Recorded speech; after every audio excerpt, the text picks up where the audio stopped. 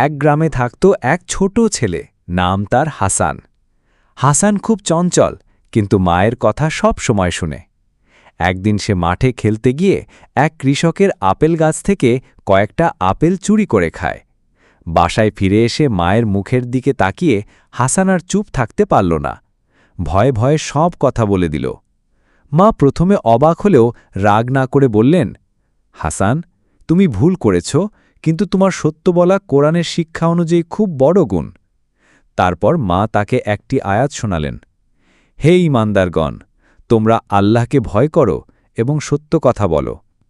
সূরা আহজাব আয়াত ৭০।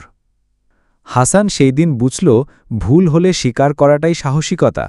সে সিদ্ধান্ত নিল আর কখনো চুরি করবে না এবং সব সময় সত্য বলবে। পরদিন সে সেই কৃষকের কাছে গিয়ে ক্ষমা চাইল। কৃষক হাসি মুখে তাকে ক্ষমা করে দিল এবং বললেন, তোমার মতো সাহসী আর সৎ ছেলেরা সমাজকে সুন্দর করে তোলে। হাসান খুশি মনে বাড়ি ফিরল। তার ভেতরে সত্য বলার শক্তি জন্ম নিল।